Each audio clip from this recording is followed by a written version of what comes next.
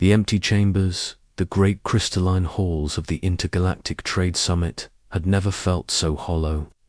Ambassador Keth-9 of the Zorlian Federation adjusted his breathing apparatus and scanned the assembly chamber for the third time that morning.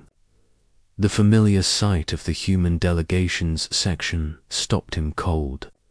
Empty seats stretched across 3 full rows, their blue cushions untouched and somehow accusatory in their silence. Keth-9's 6 eyes blinked in sequence, a nervous habit he had developed over his 40 years of diplomatic service. The humans were never late. In all his decades of attending these gatherings, he could count on one manipulator the times humanity had missed even a minor committee meeting.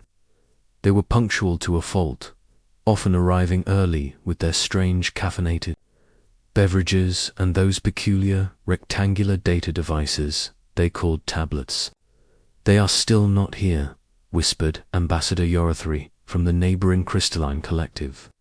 Her translucent form shimmered with anxiety patterns. "This is the 3rd day. The trade negotiations cannot proceed without their shipping networks."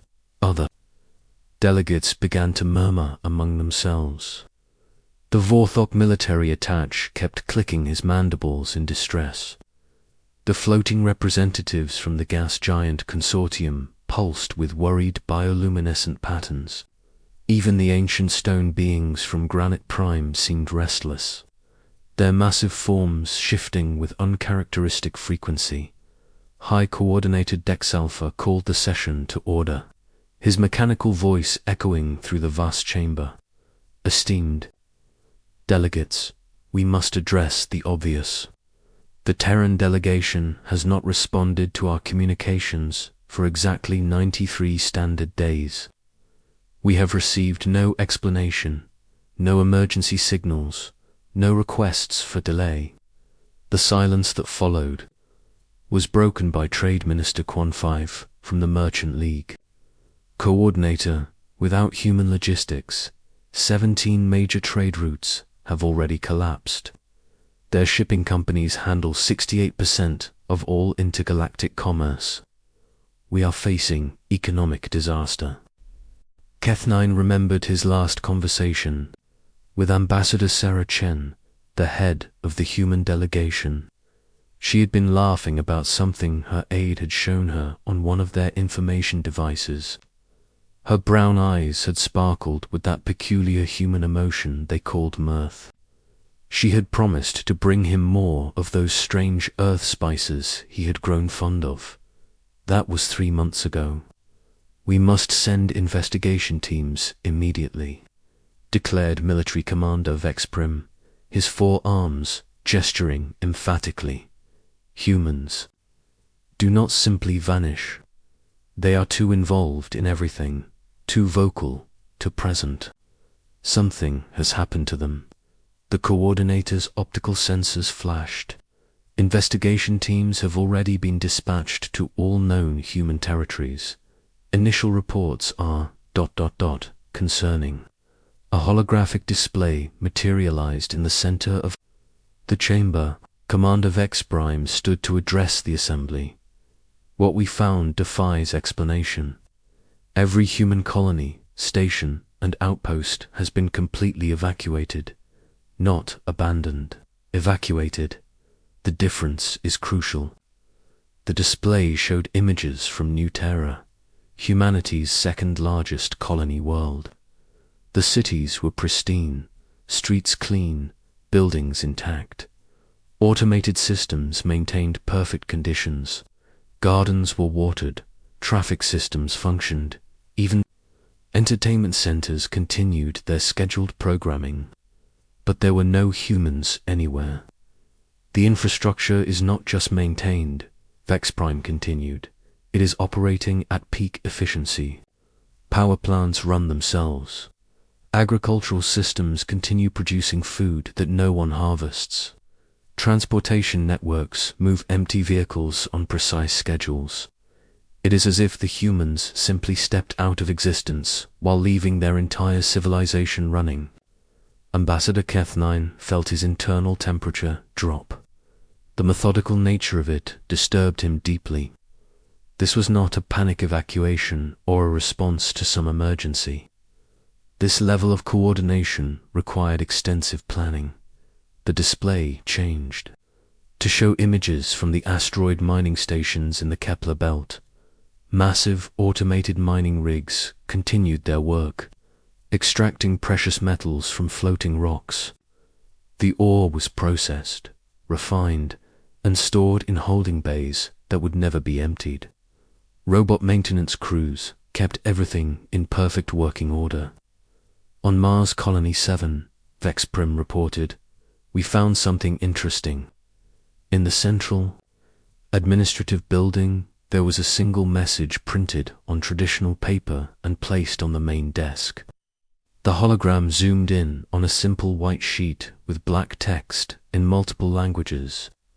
Keth-9's translation implant rendered it into his native tongue. The debt is paid. The scales are balanced. Thank you for the lesson. Goodbye." A wave of confused sounds rippled through the assembly. Every species had their own way of expressing bewilderment, and the chamber filled with clicks, whistles, harmonic resonances, and electromagnetic pulses. "What debt?" demanded Trade Minister Quanfief. Humans were our partners, not debtors. They provided services and received fair compensation. Their economy was thriving. But Keth-9 noticed something in the way some of the older delegates shifted in their seats. Subtle movements, barely perceptible, but his trained diplomatic eye caught them. Ambassador Zelen Prime from the Elder Council looked uncomfortable. The ancient representative from the core worlds seemed to be studying his own appendages with unusual interest. "There is more," Vexprim continued. "On every human world, we found evidence of extensive preparation, not for evacuation, but for departure. The difference is significant. These facilities were designed to continue operating indefinitely without human oversight. Food production systems calibrated to feed automated maintenance crews. Power grids optimized for minimal but essential functions. They planned this. The implications hit the assembly like a gravity wave. Planned departures meant this was not a response to crisis, but a deliberate choice. Humans had decided to leave the galactic community. But why? Asked Ambassador Yarathri, her crystalline form flickering with distress patterns. Relations with humanity have been excellent for generations. They were valued members of every major alliance, trusted mediators in conflicts, essential partners. In trade, Keth-9 watched the older delegates more carefully now. There was something they were not saying, something they knew but did not want to discuss. The economic reports began coming in faster now. Without human shipping companies, goods sat stranded on loading docks across 1,000 worlds. Without human agricultural techniques, food production on marginal planets began failing. Without human medical research, several ongoing health crises threatened to become epidemics. Most troubling were the military reports. Human peacekeeping forces had quietly withdrawn from 17 conflict zones. Without their neutral mediation, old grudges were flaring into open warfare. The Serpentine Alliance and the Metal Worlds had already exchanged their first shots in what promised to become a devastating war. How did we not notice their withdrawal? Asked someone from the back of the chamber. Commander. Vexprime's expression grew grim. They were very careful. They withdrew gradually over several months, always citing routine rotation of personnel or scheduled maintenance. By the time we realized what was happening, it was already complete. The display now showed the most disturbing discovery. On Lunar Base, humanity's oldest off-world settlement, The investigation team had found something that chilled everyone who saw it. In the main conference room, arranged on the central table, were small tokens representing every major galactic species. Each token was crafted with extraordinary care and attention to detail, showing deep knowledge of each culture's artistic traditions. Next to each token was a small data crystal containing thousands of hours of recorded messages. Personal goodbye messages from individual humans to friends and colleagues among the stars. Teachers saying farewell to alien students. Doctors leaving final medical advice for patients they would never see again. Engineers providing maintenance instructions for systems they would no longer operate. They said goodbye to everyone, Vex Prime reported quietly. Individually, personally, except they never delivered the messages. They left them for us to find. Keth-9 felt something cold settle in his digestive chambers. The care, the thoughtfulness, the personal attention in those messages spoke of deep affection and genuine friendship. But the fact that they had been left rather than delivered spoke of something else entirely. Disappointment, hurt, a sense of betrayal, so profound that even their obvious love for individual aliens could not overcome it. "There is one more thing," Vex Prime said, and his voice carried a weight that made the entire assembly fall silent. "On Earth itself, we found active energy signatures unlike anything in our databases. The readings suggest dimensional manipulation on a massive scale. Whatever the humans did, it was not just leaving our space. They appear to have left our dimensional reality entirely." The full implications of that statement took several moments to sink in. Humans had not just moved away, they had transcended to somewhere the rest of galactic civilization could not follow. This was not a temporary departure, or a political statement. This was permanent separation from the reality they had all shared. As the session ended with more questions than answers, Keth-9 remained in his seat long after the other delegates had filed out. He stared at the empty human section and tried to understand what had driven away the most helpful, most generous, most consistently reliable species in galactic history. The humans had been the backbone of interstellar civilization for over 2 centuries. They had shared their technology freely, provided aid without conditions, and asked for nothing more than friendship and cooperation in return. Their departure was not just an economic disaster or a political crisis. It was a complete failure of the galactic community to understand and appreciate what they had been given. And somewhere in the depths of classified archives, Keth-9 suspected, lay the terrible truth about what the Council had done to deserve this ultimate rejection. The terrible truth 3 weeks after the emergency summit. Young archivist Zara descended into the deepest levels of the Galactic Council's data vaults. Her bioluminescent patches glowed soft blue in the darkness, providing just enough light to read the ancient storage labels.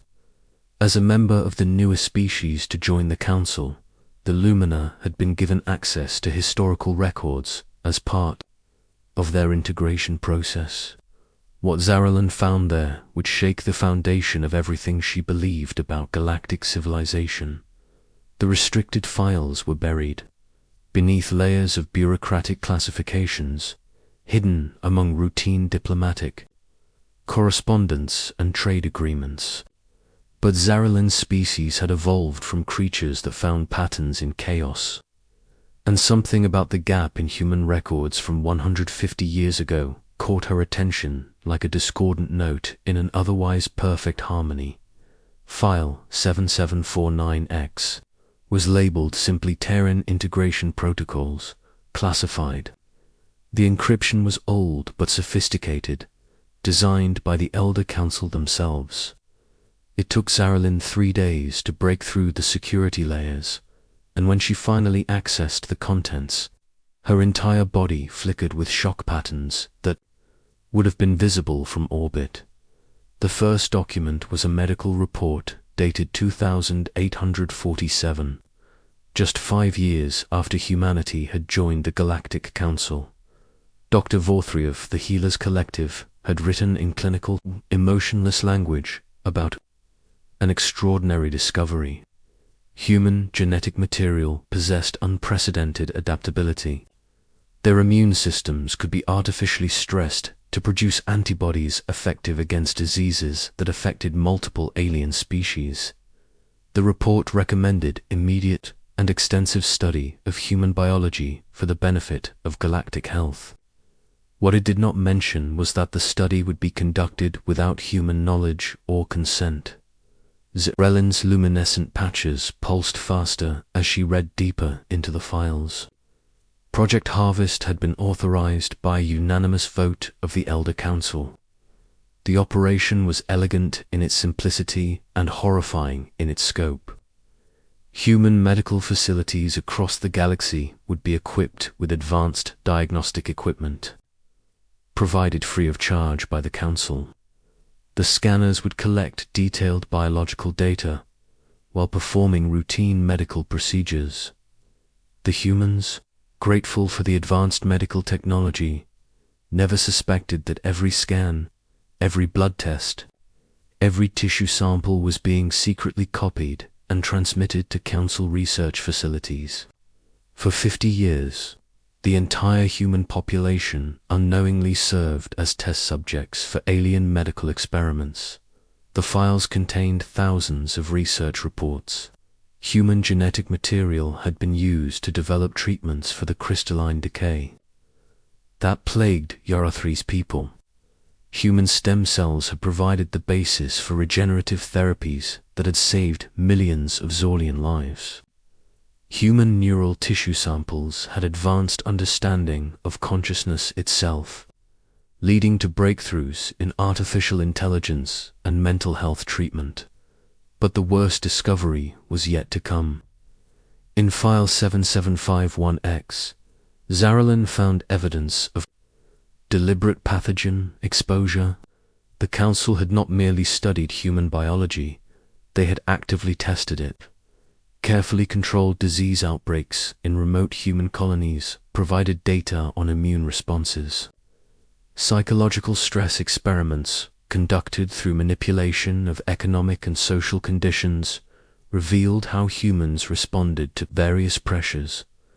The humans had been laboratory animals for the entire galactic community, and they never knew.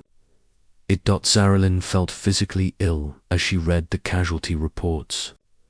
The Proxima colony outbreak that had killed 30,000 humans was not a natural disaster. It was a controlled test of human responses to bioengineered parasites. The mental health crisis on New Geneva was the result of psychological manipulation, designed to study human resilience under stress. The mining accident on Kepler Station that claimed 5,000 lives was a deliberate test of human response capabilities. For 50 years, humanity had suffered and died to provide data for alien researchers, who viewed them as sophisticated test equipment rather than sentient beings deserving of respect and dignity. The final file in the collection contained the most damning evidence of all. When human scientists finally developed the technology to detect the hidden monitoring systems, they brought their concerns to the Council. The official response was a masterpiece of diplomatic doublespeak that acknowledged the surveillance, while denying any wrongdoing, but the classified addendum told a different story. Elder Zelen Prime had personally ordered the continuation of Project Harvest, despite human objections. When human leaders threatened to expose the program, they were given a simple choice: continue to cooperate quietly, or face economic and military isolation that would destroy their civilization. The humans had chosen to cooperate. They had continued to allow themselves to be studied, tested, and occasionally sacrificed for the greater good of galactic society. In public, they maintained their friendly relations with other species. In private, they began planning for the day when they would be strong enough to leave. Zaralyn discovered that the planning had begun almost immediately after the revelation of Project Harvest. Human scientists had started developing technologies that the Council could not monitor or understand. They had built parallel infrastructure systems designed to operate without external support. Most remarkably, they had begun working on dimensional manipulation technology that would allow them to exist outside the normal space-time continuum. The humans had spent 100 years preparing for their departure. Every trade agreement, every alliance, every friendship had been colored by their knowledge of the Council's betrayal. They had continued to serve, to help, to sacrifice for the good of galactic civilization, while knowing that their own people were being treated as experimental subjects. The dimensional breakthrough had come 15 years ago, according to the hidden files Zaralyn found in humanity's own archives. They had learned to exist in multiple dimensional layers simultaneously, effectively transcending the physical limitations that bound other species. But they had kept this development secret, continuing their roles in galactic society while secretly preparing for their exodus. When Zaralyn emerged from the archives, she carried with her the weight of terrible knowledge. She went immediately to Ambassador Kethnine, who had become something of a leader among the younger delegates trying to understand humanity's departure. The revelation session was held in private, attended only by representatives who had joined the Council within the last 50 years. As Zaralyn presented her findings, the chamber filled with sounds of distress and disbelief. These younger species had grown up believing in the ideals of galactic cooperation and mutual respect, learning that the foundation of their society was built on systematic exploitation and betrayal was devastating. "This explains everything," Kethnine said quietly when the presentation ended. "The careful planning, the complete infrastructure they left behind, the personal goodbye messages they never delivered. They were saying farewell to individuals they cared about while rejecting the system that had abused them." Ambassador Yara 3S. Crystalline form was flickering with patterns of shame. "My people benefited from this. The treatments for crystalline decay came from human genetic material. We would have gone extinct without it, but the cost was paid by beings who were never told they were paying it." Finished Trade Minister Quan Fife. His usual mechanical precision was replaced by something that sounded almost like grief. The younger delegates agreed unanimously to confront the Elder Council with their discoveries. The session that followed would go down in galactic history as the most contentious in the Council's existence. Elder Zelen Prime initially tried to deny the accusations, but faced with undeniable documentary evidence, the older delegates were forced to admit their role in Project Harvest. Their justifications were exactly what the younger species expected. The greater good, the needs of many outweighing the needs of few, the assumption that humans would have volunteered if asked. But they were never asked, Kethnine pointed out with quiet fury. You decided for them. You turned an entire species into unwilling test subjects, and then forced them to continue when they discovered what you were doing. The economic and military consequences of humanity's departure were accelerating. Without human shipping networks, trade between distant systems had virtually ceased. Without human peacekeeping forces, 12 different conflicts had erupted into open warfare. Without human medical research, several species were facing health crises that they no longer had the expertise to address. But the moral consequences were even worse. Species across the galaxy were learning the truth about Project Harvest, and their faith in the Council's leadership was crumbling. Young beings who had grown up admiring humanity's selfless service were discovering that this service had been coerced through blackmail and exploitation. The final blow came when the investigation teams found humanity's last message, hidden in a quantum encryption system that activated only after their dimensional departure. It was addressed to the species of the galaxy, not to the Council leadership. "We do not leave in anger," the message began in Ambassador Sarah Chen's familiar voice. "We leave in sadness. For 150 years, we served you gladly, believing that we were part of something greater than ourselves. We shared our knowledge, our resources, our lives because we believed in the dream of galactic unity. When we learned the truth about Project Harvest, we could have exposed you. We could have demanded justice. We could have sought revenge. Instead, we chose to continue serving because we believed that the good we were doing outweighed the wrong that had been done to us. But we also began preparing for this day. We developed the technologies and resources necessary to exist independently, not because we wanted to leave, but because we needed to know that we could. Freedom is meaningless if it is not freely chosen. We have transcended to a dimensional state where we can exist without the physical infrastructure that made us vulnerable to exploitation. We will continue to exist, to grow, to explore the universe, but we will do so on our own terms, as free beings rather than subjects of experimentation. We do not seek your destruction or your suffering.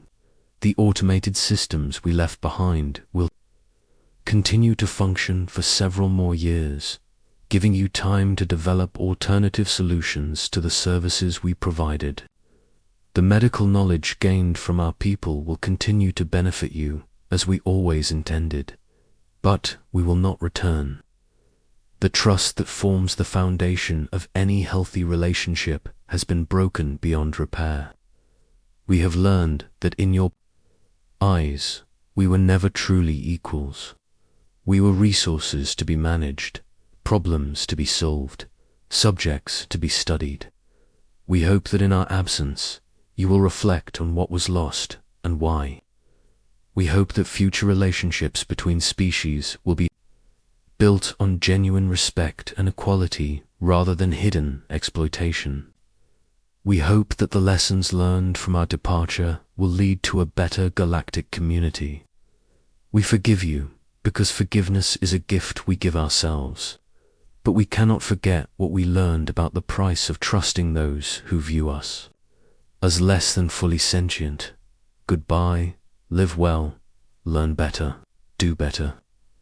The message ended with a complete database of every human innovation, every piece of technology, every medical breakthrough they had ever developed.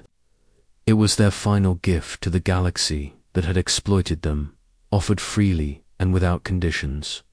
As galactic civilizations struggled to adapt to a universe without humanity, the younger species began working to rebuild the Council on principles of genuine equality and respect. The older delegates who had authorized Project Harvest gradually withdrew from active governance, their moral authority permanently damaged.